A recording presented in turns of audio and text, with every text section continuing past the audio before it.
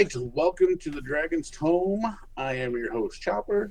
We are Hi, Chopper. joined again with Rob and Jack. Hi, Jack Rob. and Rob, Hi, Jack. and they're best friends. They like each other.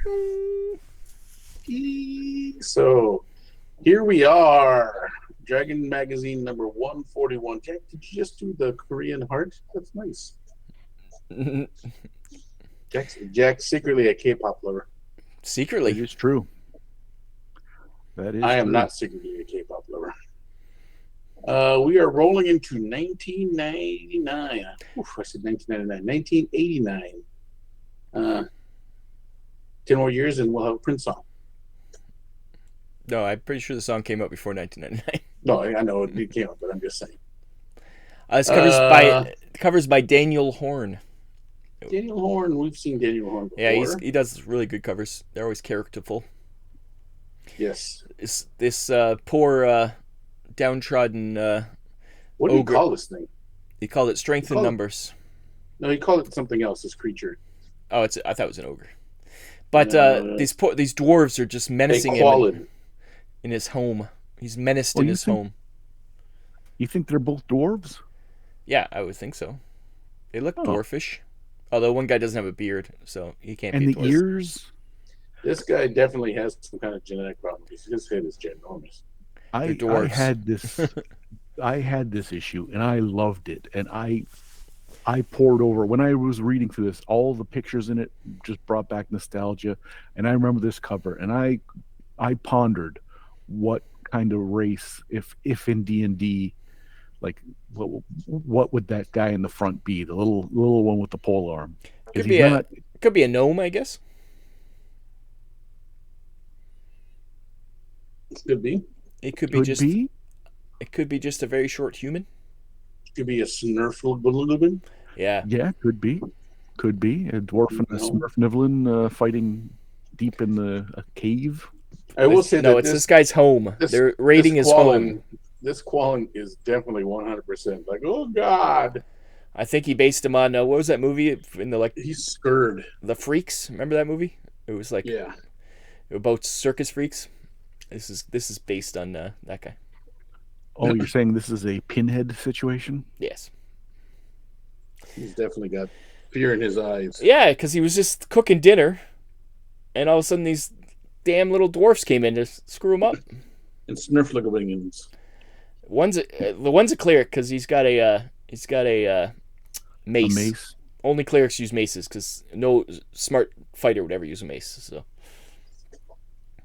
and I'd use a mace if I was trying to crack those skinny ass kneecaps. Look at those things. Yeah, he did skip leg. He did skip leg days.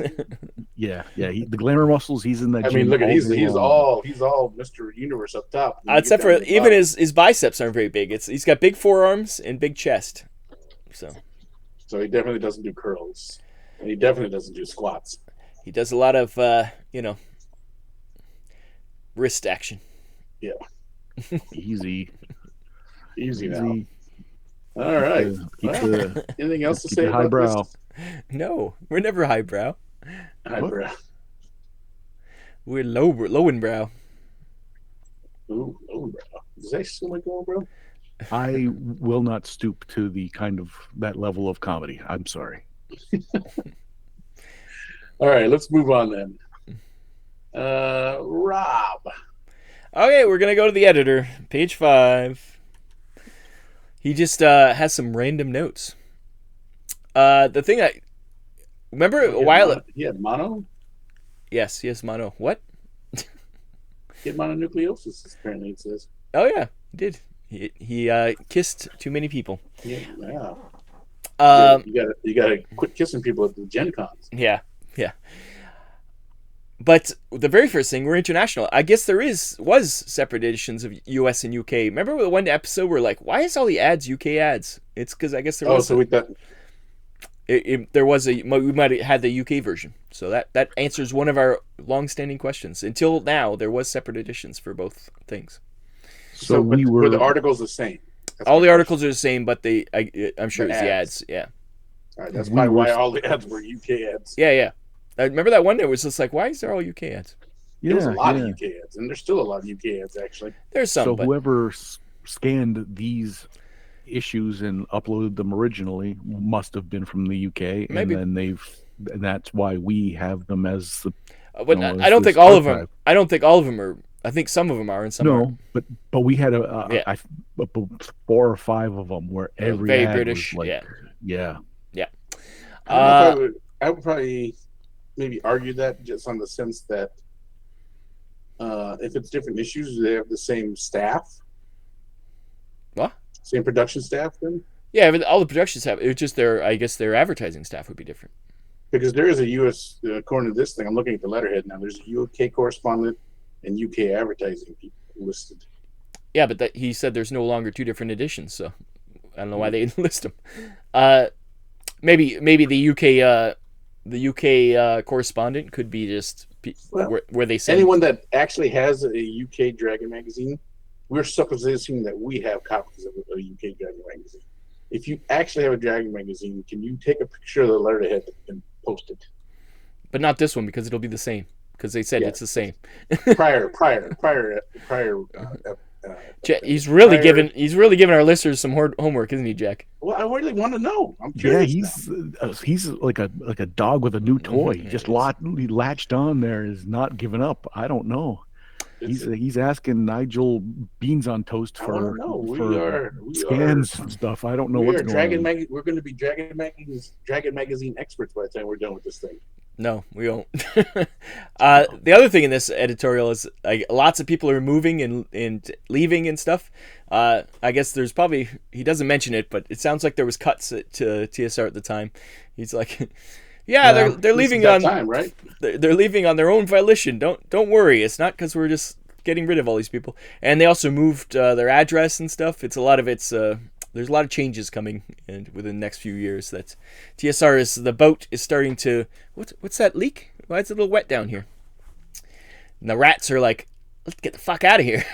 Yeah, they're starting to get to the ropes. Yep. So, yeah. So that was all I had to say about the editorial. All right. Jack, what do you got?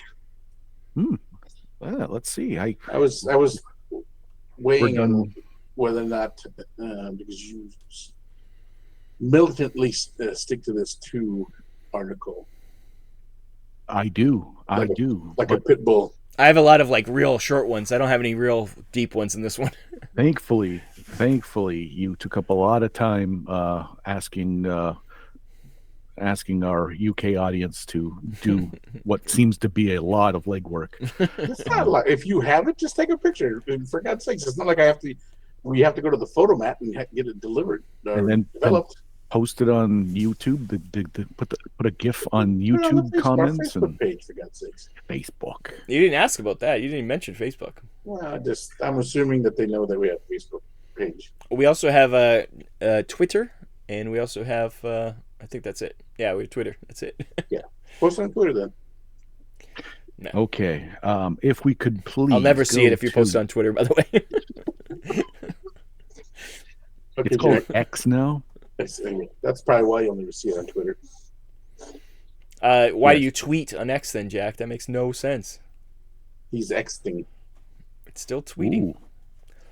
Anyways, if we could go to page 24, please. Oh, that's one of mine. It's one of mine. Good one. No, it isn't. It's a super good one. Yes, it's probably the best article in the whole thing. Randall Adoring wrote an article called Look at that picture. Look at the picture. Randall Doring is the guy in the cover. It all makes sense now. Oh, yeah, that's his headshot. He's trying out. He's The Hills Have Eyes. That's going to come out soon. He's looking ironically, Randall Doring has many an alias then. Yeah. So R.I.P. Randall Doring. I don't know. Those damn dwarves got you. He must have wrote this article before the dwarves burged in on him. Is the end of the article end with "arg"? Written down yet? Yeah. Okay, so let's keep it together, people. Humanoid and giant spellcasters for AD&D. The nuts and bolts of this is hey, you want to have, and it's a kind of a long article, lots of great pictures. Um, you want to introduce shamans and witch doctors for like humanoids uh, for both flavor and for mixing up combat, but it's got the ability to make spellcasters for a lot of different races that you would encounter, and it all kind of makes sense. Yeah, Um, I mean, it comes together in the back half of the article, but the front half of the article is where I had a hard time when he's explaining the availability or the viability of goblinoid, humanoid spellcasters. Like why they're very rare. And yes, he I'm kind of does. on board with it, but I'm also not on board with it. First paragraph is like, oh, there's only 50% of 25%, and I'm Yeah, like, oh, you didn't need any of that.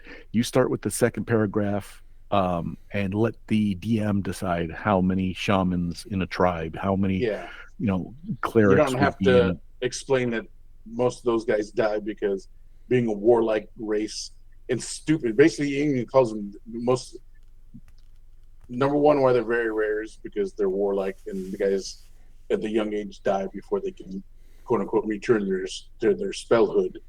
And then the second is because they're just stupid. I, Racist. I, I, I will admit to that it's like the alignment based um, mono culture ideas of the way D&D worked, where like all of one race was like this, no matter what realm or where, or you That's know, why. That's why you can murder their babies because they're all awful evil. right. Their society as a whole is evil, so nothing you do to them can make you not a paladin anymore. Yeah, No, so that is it's uh, of that kind of line of thinking a little bit. But skip that first paragraph, and you're in for what is a pretty groundbreaking and could really I do. Sorry to interrupt, but I do feel like he might trivializes the power of how powerful the shamans and witch doctors could be slightly because they're a goblinoid race. Because he's racist. Is that what you're Yeah. saying? Well, I don't know if he's racist because we're talking about a fantasy race, but Well, they're still a race, and he hates I them, understand. so he's racist. I don't know. I don't know if he hates it, but he just trivializes them And he in called a him sense. So, stupid. well, Uh, you call me and Jack stupid all the time. Does that make you a racist? yeah. And I no, wasn't I even just hate you joking. personally. uh, I just want to say about this giant who's defrosting his meal. Don't you hate it when you forget to bring your meal out of the freezer and he's still frozen? It Where's he sucks. defrosting that? Page Is he in the 25. big picture? Yeah, Oh, I went past that. he's defrosting It's his a, it's a meal. it's Oh, a is he great defrosting picture. or is he freezing his meal? Why would Is he you? preparing? Is he preparing for the the coming of the winter? It could be. But I hate it when I So forget to bring stuff out of the freezer. That's all I'm saying. I do too, okay. because cooking frozen ground beef is horrible. So if you wanted gnolls or lizard men or ogres or trolls or giants of any stripe, he's got a kind of a little paragraph about you know flavor and how the priests would act and Yeah, what the deal is, and it would be in a that part campaign setting is would very be nice. invaluable. Yeah, that Can, part is very nice. can we agree that gnolls should look like dogs? 100%. Yes. Okay, I mean, they call them dog face warriors in the freaking monster manual. not anymore. Well, that's now. Why is dog face? Is that racist? No, I don't. For some reason, it changed. I don't know. Oh, I still say kobolds should be anthropomorphic dogs. So, and Kobolds too. Yeah, they're lizards now. Yeah. Yeah. I stand by that. Yeah. Orcs throw spells too. It's true. Who's in charge of this? That Yeah, would be who's my turn. the So you took that article. So let's move on to. Let's go backwards to page 18. 18. 18? I can't do that. How? Beastery or bestiary. Dragon's bestiary, non-human creatures with a human form. Oh, I like that guy. He looks like a pit bull. Yeah.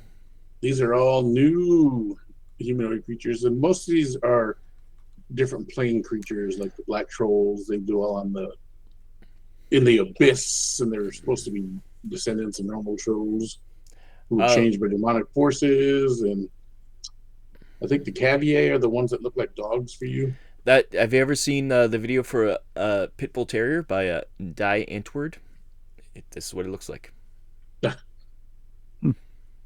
If you want to see what So, and these guys in live action would look like, watch the video. then you got the Cavier, which are like these lion-looking people. Yes. They're probably the descendants of the ancestors Lion-O? of the Thundercats. Yeah, that's right.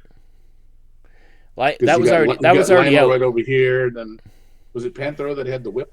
There's Panthro right next to him. Did he? Yeah, I think so. Or do you have a? Yeah, I think it was like a cat of Panther nine tails, wasn't it?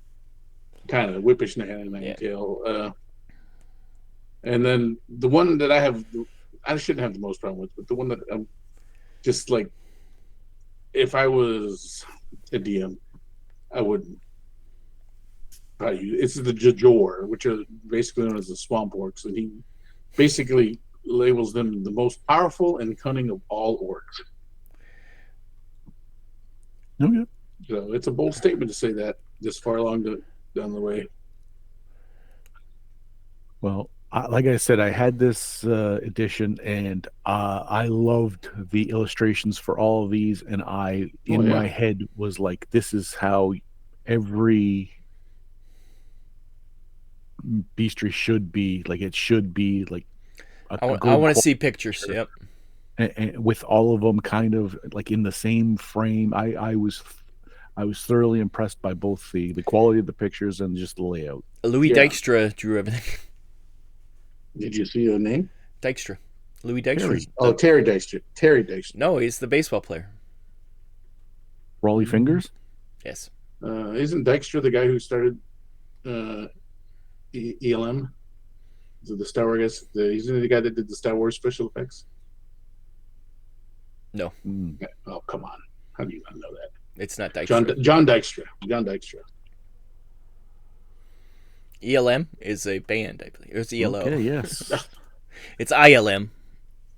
ILM. Whatever. It's whatever those things. It's I don't think it's an electronic learning module. All right, that was me. Let's move on. I don't have much left here, so I'm just okay. Well, you are in charge, so yeah, you better start pointing fingers. And I'm pandering for time here. The guy you're looking for, his name is George Lucas. That's who. No, I'm talking about John Dykstra, the guy who did the special effects for George Lucas. George Lucas created ILM. Well, John Dykstra was the guy that ILM is based on. I think you're since crazy. Rob is trying to refute everything. Jack, would you like to go again? He's skipping me because his head is down. Is this a change of format? Yeah, well, I can go again if you want. Have at it, sir. Okay, page 70. Oh, I have to do something now. I was trying to see who you're trying to think of, but I don't see anybody in ILM that has that name. That's why I was confused. 70. Okay. Is this one of mine? No, it's all about books. If we can go down to the bottom, it's Buck Rogers' Arrival. Arrival, yes. And books. That's the first book in what is supposed to be a full series of books. And the first one's an analogy. An analogy. Come on. It's Jack's been drinking. Jack's been drinking. The analogy is that it's a tome or perhaps some sort of bound. So it's an anthology, and then it gives the dates of when the next books are coming out with a small blurb. But now we know why Buck Rogers is trending over at TSR, and we know the backstory for, just how well it goes. Let's just say that probably most of these end up in a warehouse somewhere.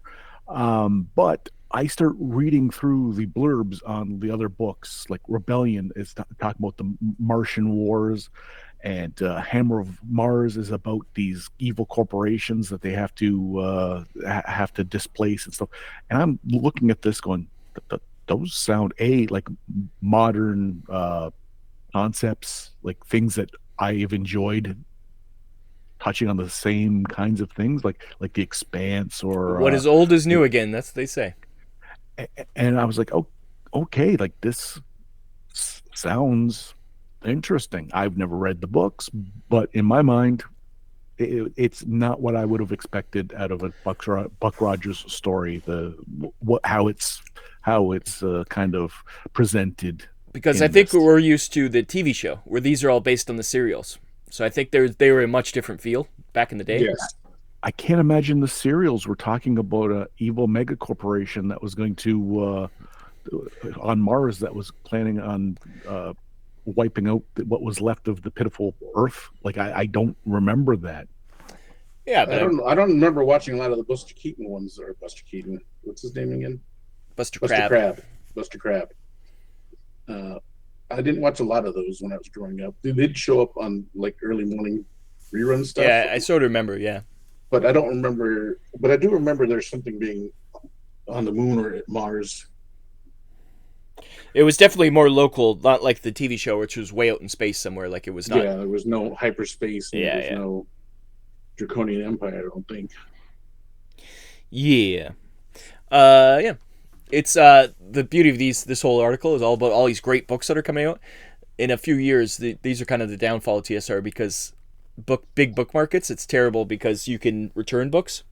And so all of a sudden, all these books got returned, and then you have to give the money back to these book people.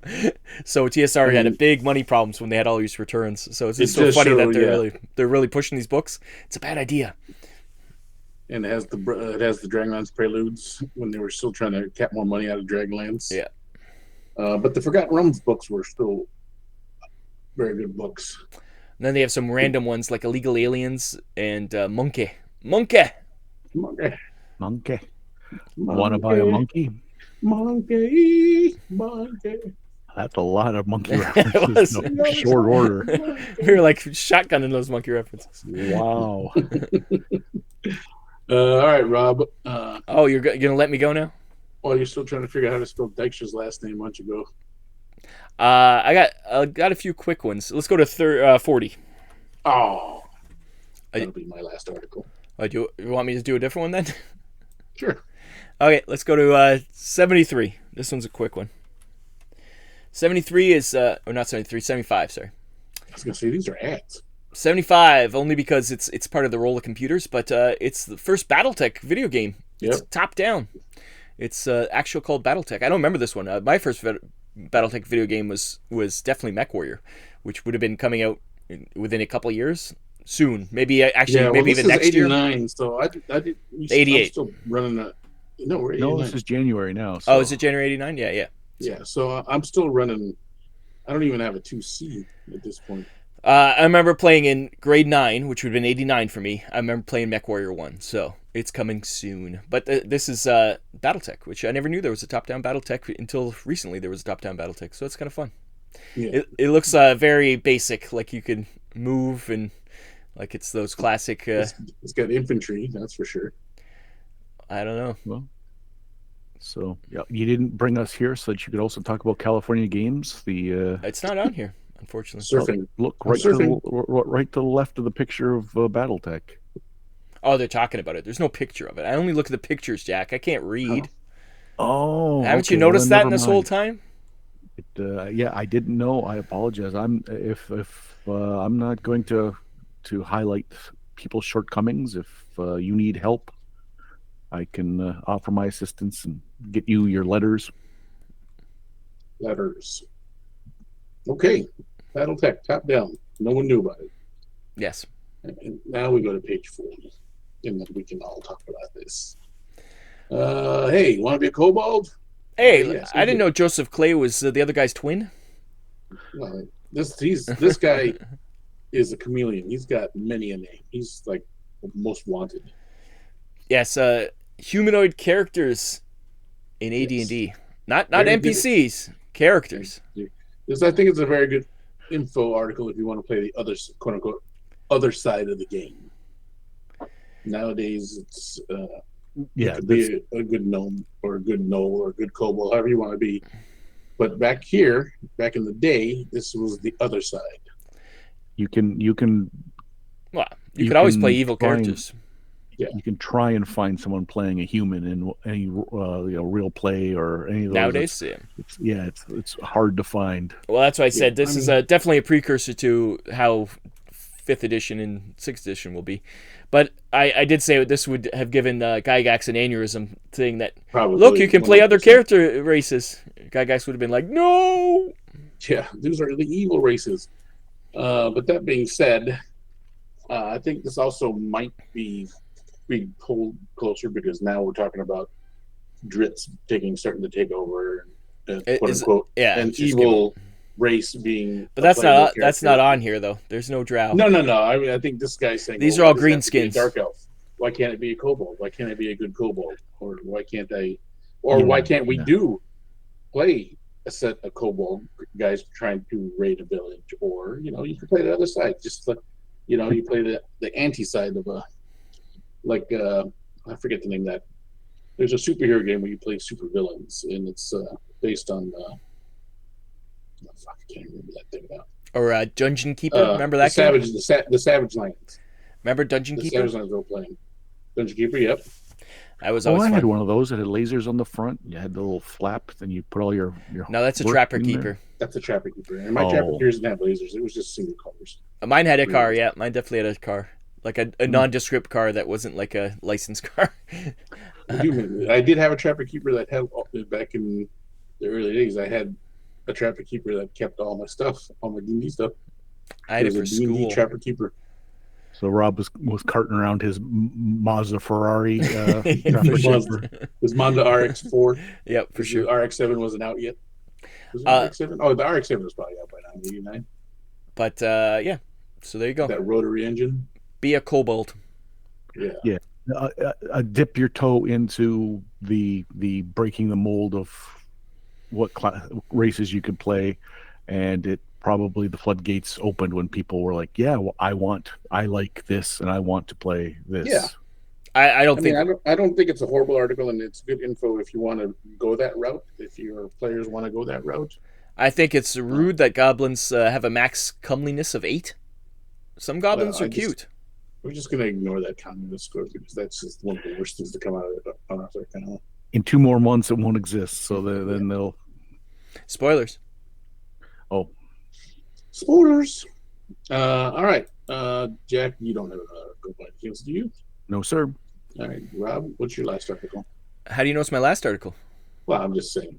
I mean, you're trying to limit me like Jack does? I'm not the overseer that Jack is. Thankfully. So if you said it's not my last article, it is my last article. My last article is Through the Looking Glass by Karen S. Garvin on page 82. This whole article, I don't have much to say about it, other than it's the whole article about what color to paint your horse. Are they all monochrome color like these pictures? Well, she's showing all the different types of horse colors you can have. That's hyperbole. I will say it's probably 4 pages of horse color, but it does go into other things that... No. It's all about horse color. Other than magical markings, is that what you're saying? Yeah, it's... yeah, like it starts out with, okay...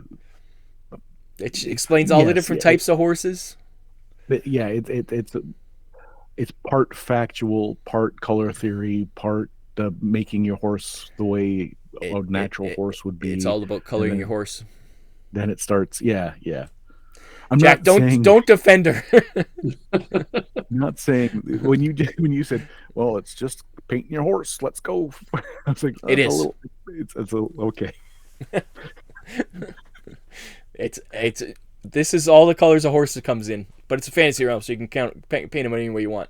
That's what the article is. I could have summed it up in a sentence. So I'm sorry, my Karen. one question is: do you I will think return your rubles? You tried to defend her. Do you think this horse that's the actual color of the horse? Do you think that horse is on the sand table? No. The sand table? No. The original sand table? No, of course not. This is many years later. Gygax wouldn't let these people into his house. I don't even know if that's even in his house anymore at this point. Probably not. The question is, did he dismantle the sand table when they moved out of that house? I would assume so. Yeah, for sure he's not in that house anymore. He lived in L.A. for a long time, and and then he lived in a mansion somewhere else. So I forget. Didn't he have a farm or something in Wyoming or something like that? I forget. I think so. All right. Any more articles, my friends? No. All right, let's rock and roll into the ads then. Jack, what do you got for an ad? Can we go to page 9, please? 9. 9. We can't. 9. We can't. Okay. I've mentioned before that I read these books. Me I didn't too. read number 5 because might have. it did. But I just want to go down to the bottom left-hand corner. What kind of book is this? Novel book. Jack, I thought you were into his potty humor. It's an Onal book. Oh no, I'm done. Yeah, I did read these too, but they were a good series. It was pretty much rip on the D&D cartoon. But what if it was real? Yeah, it was a Tell you what, though, you get a free Terry Pratchett book. I'd rather have the Terry Pratchett book. Yeah, me too, probably. These good books, were all right. Good.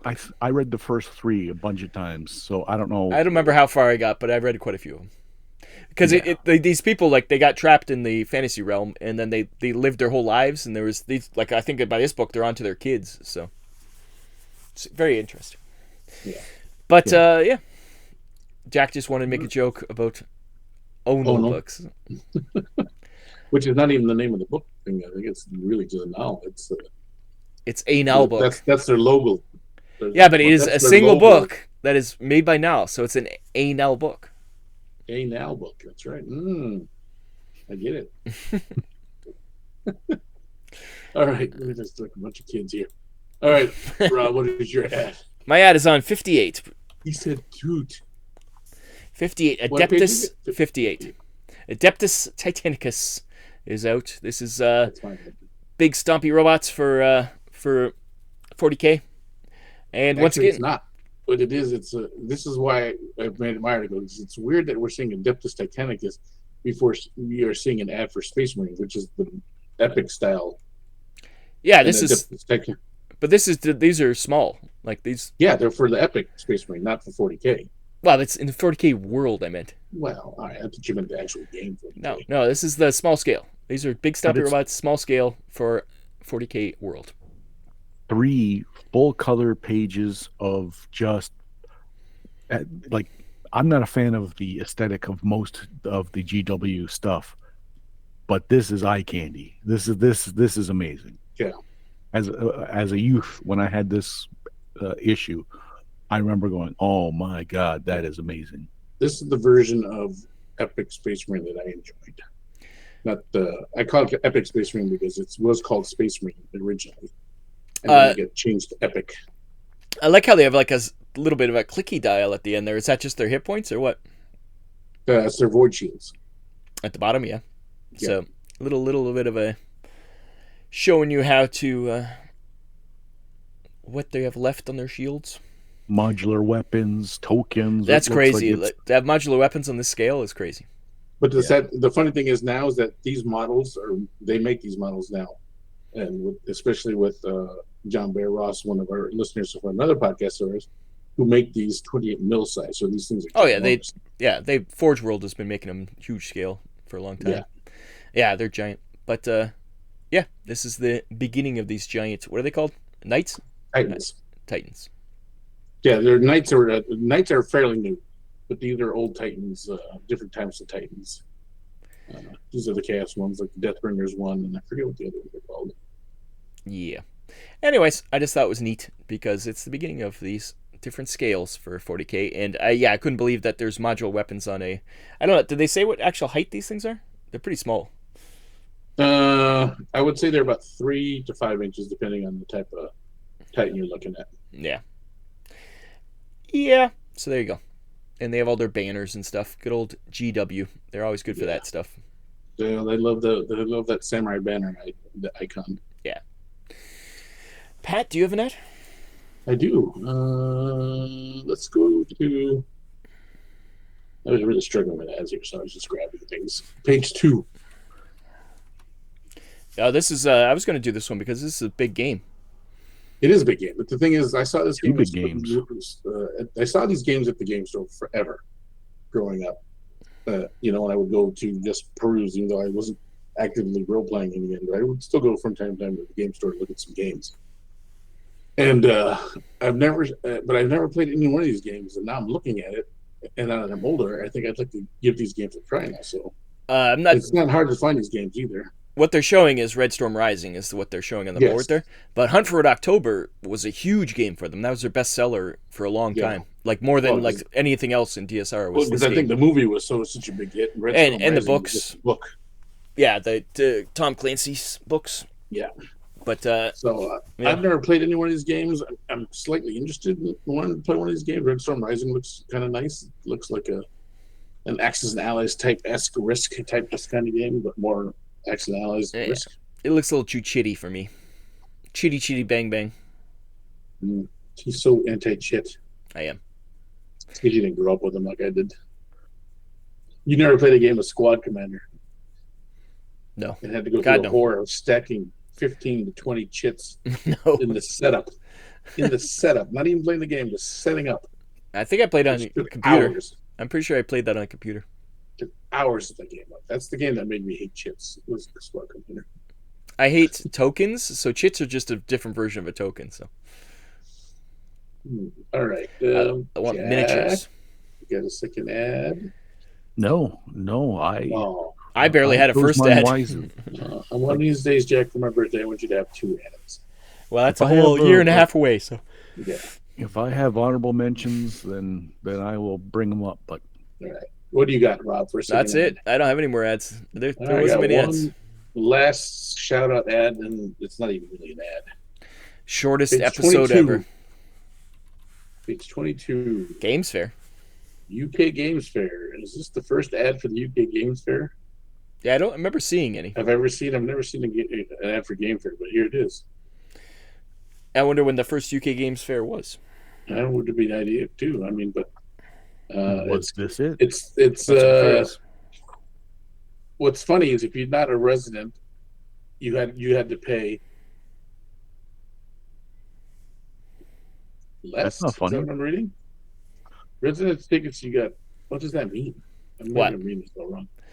It says a residential ticket game fare 39 pounds each. Non-resident ticket for Games Fair is $13.50 each. That means you don't stay resident. Means you're staying there. Okay. Yeah, it's called UK Games Expo now. I think is the yes, the Games Fair. It's still like people still call it the Game Fair though. Like Ron and those guys still call it Games Fair. So, yeah. Now we're seeing Games Fair ads. I wonder when this was the first one. First one. Oh, Expo started in 2007. So let's see. So that was the sequel to this was the Games Expo. So owned with the Games Fair.